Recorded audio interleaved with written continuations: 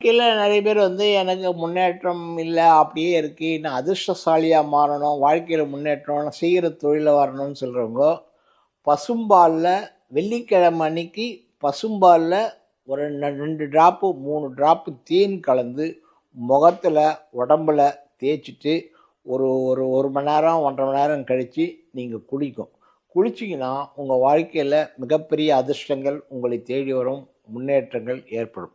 அதே மாரி பசும்பால்ல ஒரு 2 டிராப்பு, 3 டிராப்பு தேன் கலந்து, அது தெய்வ சிலைகளுக்கு அபிஷேகம் பண்ணலாம். கோயில்ல சாமி சிலைகளுக்கு குடுக்கும்போது, அத கொஞ்சம் கலந்து குடுக்க சொல்லி அவங்கட்ட கேட்டு, அவங்கள ஊத்தி கலந்து குடுங்க.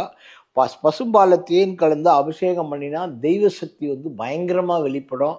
அது உங்களுக்கு வாழ்க்கையில முன்னேற்றங்கள் ஏற்படும். அதே மாரி பசும்பால்ல தேன் கலந்து இரவு வேளையில சாப்பிட்டீங்கன்னா, உங்க வாழ்க்கையில மிகப்பெரிய முன்னேற்றங்கள் நடைபெறும்.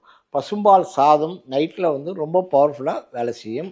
ஸோ அதிர்ஷ்டங்கள் உண்டாக்குவதற்கு இவை ரொம்ப முக்கியமான அதிர்ஷ்டசாலியா மாறணும்னா இந்த காரியங்களை நீங்க செய்யுங்க. நன்றி.